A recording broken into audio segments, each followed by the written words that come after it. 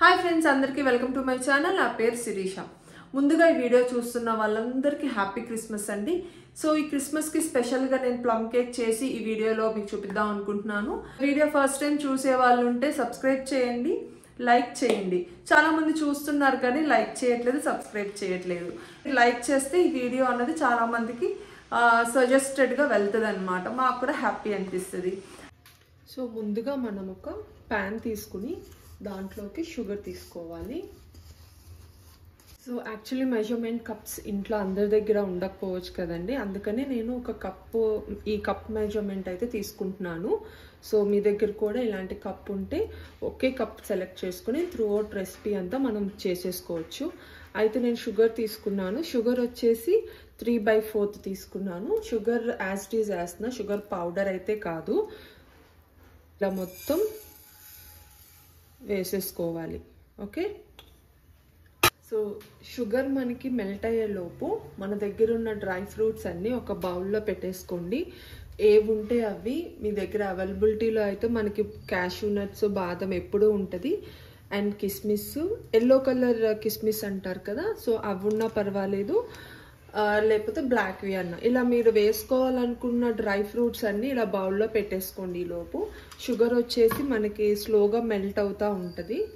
ఇప్పుడు మీరు చూస్తే మనకి లైట్ హనీ లాగా ఫామ్ అవుతూ ఉంటుందండి. ఇప్పుడు మనం గరిట పెట్టి కలుపుకోవాలి.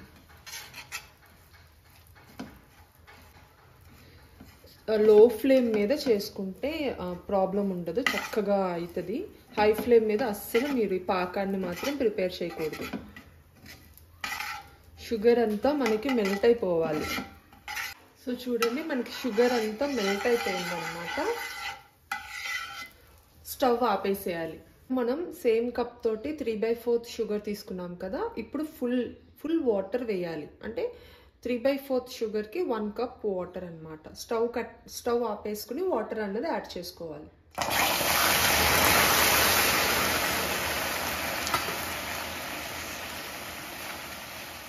కొద్దిగా ఇలాగా స్టిక్ అయిపోతుంది అనుకోవాలి. ఇప్పుడు మనం స్టవ్ ఆన్ చేసుకోవాలి. ఓపిక్గా ఇట్లా అనుకుంటా ఉంటే షుగర్ అంతా మళ్ళా మెల్ట్ అయిపోతుంది, నార్మల్ అయిపోతుంది అనమాట. సో పాకం అంతా వాటర్లోకి మిక్స్ అయిపోయింది, చూసారా, గంటకు కూడా లేదు. సో ఈ స్టేజ్లో మనం రెడీగా పెట్టుకున్న డ్రై ఫ్రూట్స్ అన్నీ వేసేసుకోవాలి. సో 5 మినిట్స్ అయ్యాక స్టవ్ ఆపేసి చల్లారి పెట్టుకున్నాము, పక్కన పెట్టేసుకోవాలి. చల్లారి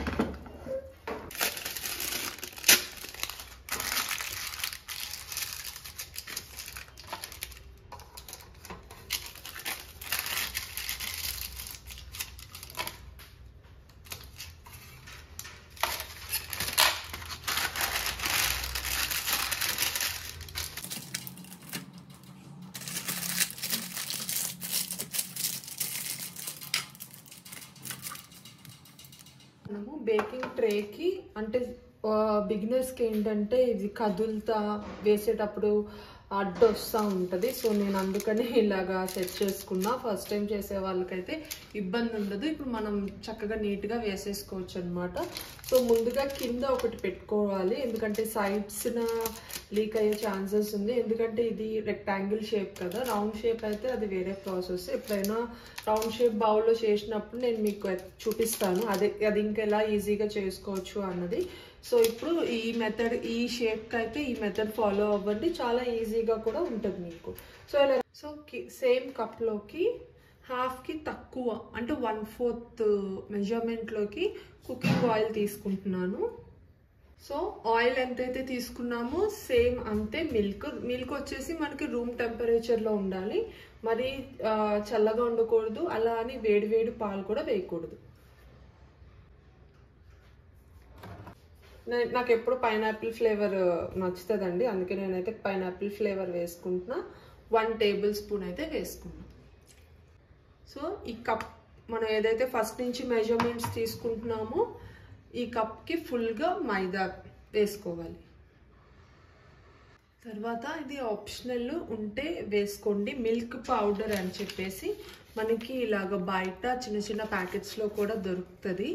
సో నేనైతే 1/4 వేసుకున్నా. అంటే మనము ఆయిల్ మిల్క్ ఎట్లయితే 1/4 వేసుకున్నామో సో ఇది కూడా 1/4 వేసుకున్నా. ఇది కంప్లీట్లీ ఆప్షనల్, ఉంటే వేసుకోండి.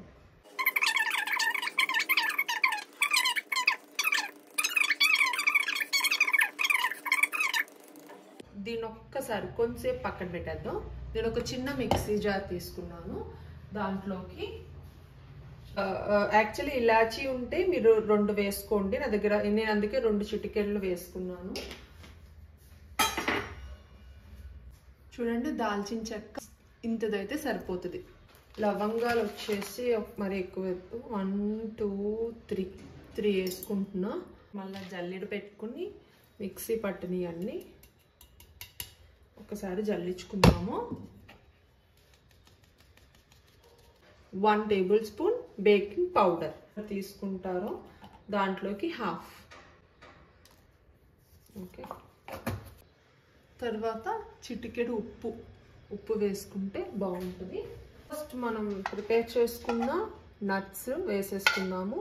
సపరేట్ షుగర్ వేయలేదు కదండి, సో దీంట్లో ఉన్న షుగర్ మనం ఇందులోకి వేసేసుకుంటాము. మంచి స్మెల్ వస్తుంది. ఐఎమ్ సో ఎక్సైటెడ్ అనమాట. సర్ప్రైజ్ అనమాట మా కిడ్స్కి స్కూల్ నుంచి వచ్చేసరికి. యాక్చువల్లీ ఇది మనం ఎక్కువ రోజులు ఎలా స్టోర్ చేసుకోవాలి, ప్యాక్ చేసుకుని అన్నది కూడా నేను ఈ వీడియోలో చూపిస్తాను. మనం ఎట్లా పడితే అట్లా స్టోర్ చేసుకుంటే దాంట్లో ఉన్న ఏమంటారు ఫ్లేవర్ అన్నది ఎయిర్ వల్ల పోతుంది అనమాట. సో అలా పోకుండా ఎక్కువ రోజులు స్టోర్ అయ్యేలాగా మిగిలింది.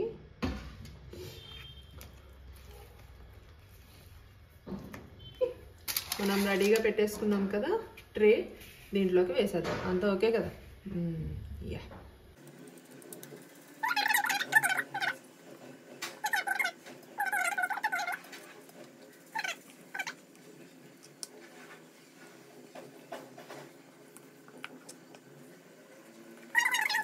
ఇలాగా క్లీన్ చేసుకుని వేసుకుంటానికి చాలా బాగుంటుంది. స్పూన్స్ అయితే అంత ప్రాపర్గా రావు.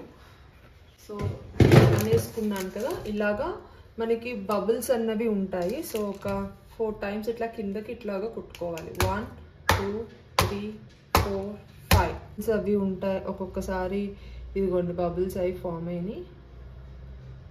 ఇలా ఒక ముగ్గేసేయండి. అలా అలా అలా అలా సాల్ట్ వేసేసి ఒక 5 మినిట్స్ ముందే నేను ఇట్లాంటి వేడి తెలుస్తుంది. ప్రీ హీట్ చేసుకున్నా.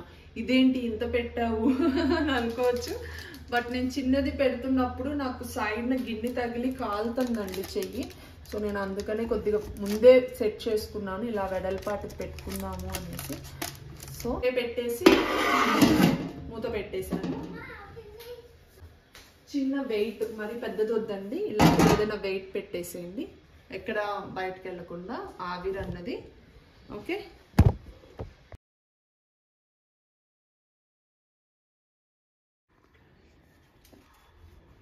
సో నాకైతే 1/2 an hour పట్టిందండి. సో మధ్యలో ఒకసారి అయితే తీసి చూశాను, ఇంకొంచెం తడిగా అనిపించింది. మళ్ళీ మూత పెట్టేసి ఒక 10 minutes ఉంచాను. ఇది అసలు వేడి మీద మనం తీయకూడదు, బికాజ్ వేడి మీద తీస్తే ఆ లోపల మైదా అంతా ఇంకా మనకి పచ్చిగానే అనిపిస్తుంది. సో వేడంతా చల్లారాక మాత్రమే మనం దీన్ని పీసెస్ కింద కట్ చేసుకోవచ్చు.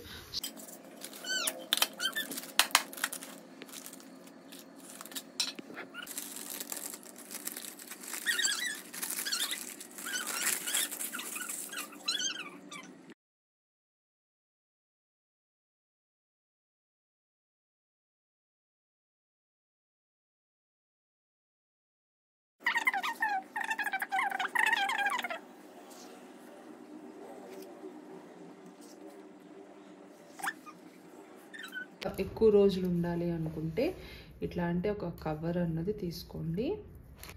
పీస్ తీసుకుని